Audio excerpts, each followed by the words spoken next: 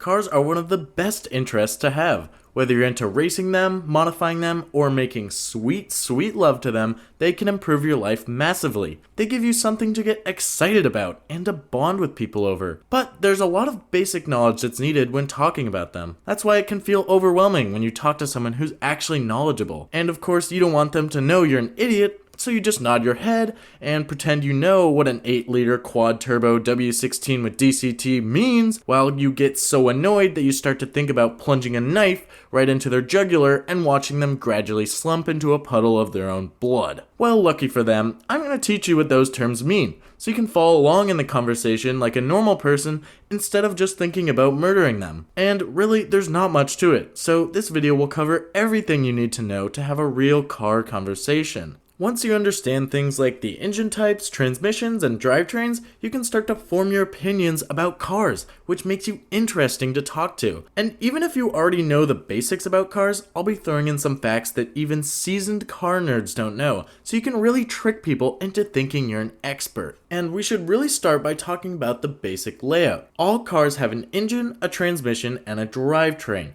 which is everything that you need to make the car go. Unless of course you're driving a Ford, in which case you'll be pushing most of the time, so that'll just add weight. But in general, these components are blended together in a multitude of ways to create anything from a Honda Civic to an F-150 to a Bugatti. Now let's take a look at the engine, and the first thing you need to know is that how it works isn't actually that important. You can just think of it like a fleshlight, because you should think about what it does for you and not what's going on inside while you're using it. All you need to know is that there are cylinders with a piston that pumps up and down, air and fuel goes in, combustion occurs, and that creates a force which is used to move the car. If you want to take that red pill and actually see how an engine works, you can just look it up. There's a ton of videos and it's really not that complicated. The real thing that you should know is the basic notation. So when you see something like this, you should be able to tell what kind of engine it has, and it's actually pretty easy. So the first thing to look at is actually the last number here, which tells you how many cylinders the engine has. This is the most important information since it tells you a lot about the character of the car. For example, something small, cheap, and light like a Honda Civic will almost always have 4 cylinders, while something faster and sportier like a Corvette or a Mustang will have 8, and a Bugatti can have up to 16 cylinders. And now that we know how many cylinders the engine has, we can look at the letter next to it, which tells us the layout of those cylinders. In this example, the V tells you that the engine actually looks like a V shape. The cylinders are divided into 2 separate banks which face each other at roughly a 90-degree angle. Probably the most common engine layout is the I shape, which also means inline or straight. Basically, every single 4-cylinder is an inline or straight 4,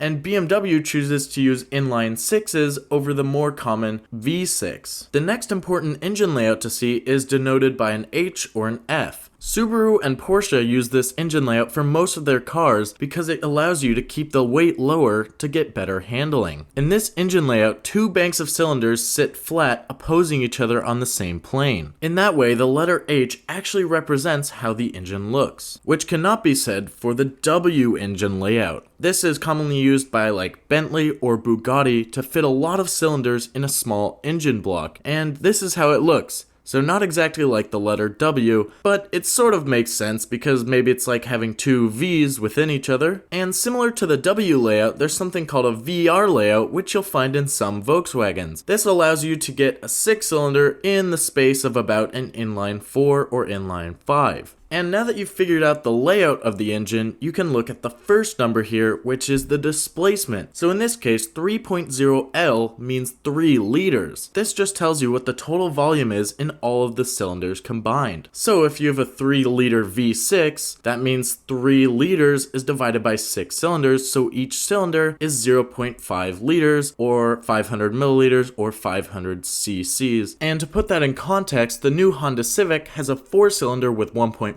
liters, while the new Bugatti has a 16-cylinder with 8 liters. And that is basically all you need to know to talk about engines, except for one thing, which is the induction type. Now, most engines are what's called naturally aspirated, and this means the movement of the pistons in the cylinders draws fresh air in, which means you have oxygen for the combustion to occur. However, there is a better way to do things, and that's by either using a turbocharger or a supercharger to cram more air into the engine. More air air means more oxygen, which means you can have a bigger explosion and make more horsepower. The difference between a turbocharger and a supercharger is that a turbocharger uses the exhaust gases coming from the engine to spin a turbine, which compresses air and sends it into the cylinders. On the other hand, a supercharger uses the actual turning of the engine to cram more air in. It's getting to the point nowadays where most cars have a supercharger or a turbocharger because it means you can use a smaller engine and get better gas mileage, but still have the same amount of power as a large engine. And now you're totally certified to talk about engines with actual car people. However, engines are connected to something,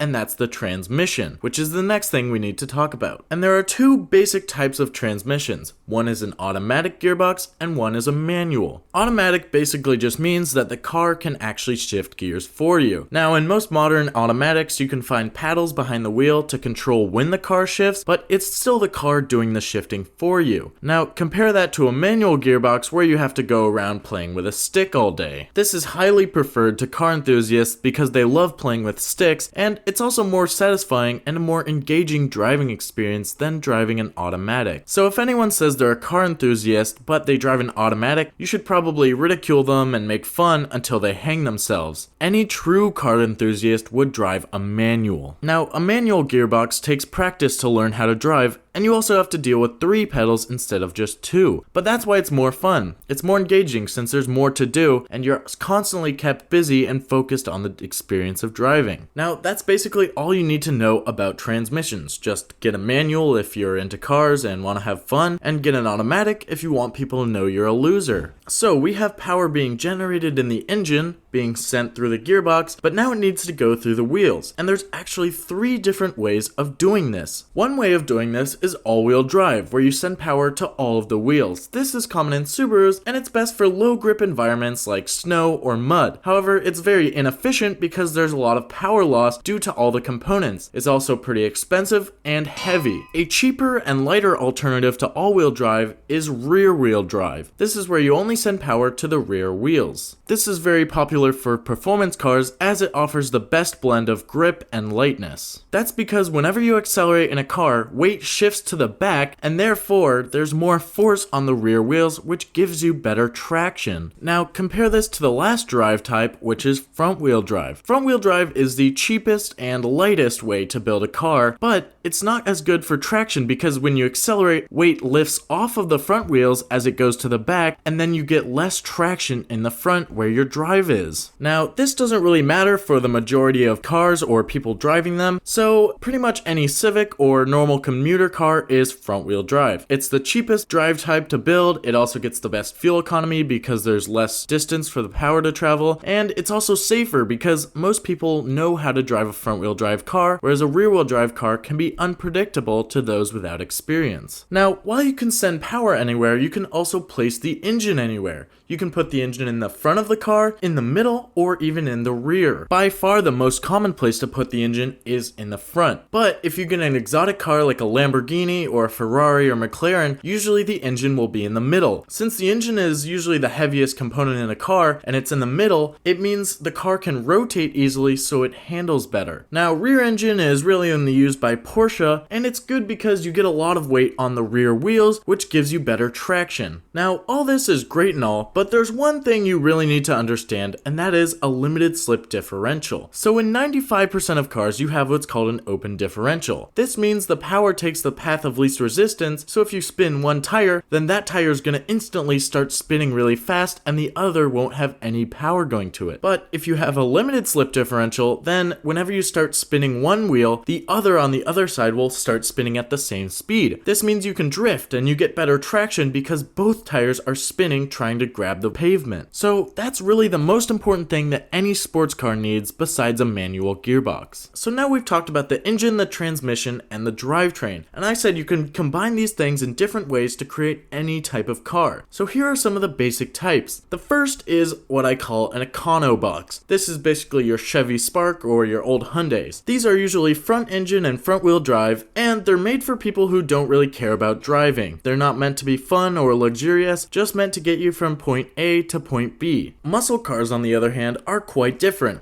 They're meant to have tons of power and be really fun to drive in a straight line. They're usually pretty cheap, and you can think of it like a Mustang or a Camaro. A muscle car has to be rear-wheel drive, and it usually has a V8, sometimes even with a supercharger on it. These cars are big and heavy, and they don't really go around corners, which is fine because the typical person who buys this car doesn't even know how the steering wheel works. Now, moving on from muscle cars, you have luxury cars. These often have the same large engine, but it's meant to be more smooth, and the interior are much nicer. Something like a Lexus LS400 has a smooth V8, while a Rolls-Royce Phantom has a silky V12. And now we move on to sports cars. These tend to be lighter and smaller than muscle or luxury cars, and they have less power. A muscle car will have overwhelming and intoxicating power, while a sports car has just enough, or maybe a lot, depending on how expensive it is. It also has a bigger focus on handling than either of the prior categories, and these things tend to have little compromise. Oftentimes a sports car is like a regular Civic or Golf that just got converted to be a little bit more fun. Sometimes you have a purpose-built like a coupe, which is meant to be just a sports car, but it still has a usable trunk and you can daily drive it. Now compare that to a supercar, which is a lot more compromised. It's focused on being really fast and really fun. It has a huge focus on handling, and it tries to be super light and awesome looking. That means it has a tiny trunk, gets bad gas mileage, and if you try to daily it, you're probably gonna want to hang yourself. Now, one step up even from that is hypercars. These are over $1 million,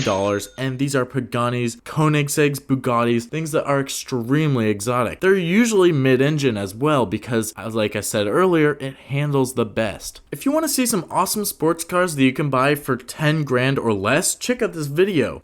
Some have 2 turbos, some are all-wheel drive, and some are mid-engined, which yeah, I said those are usually Ferraris, but the one in that video is like $5,000, and it's basically Ferrari, so the cars on that list are super cool, and they apply what we've been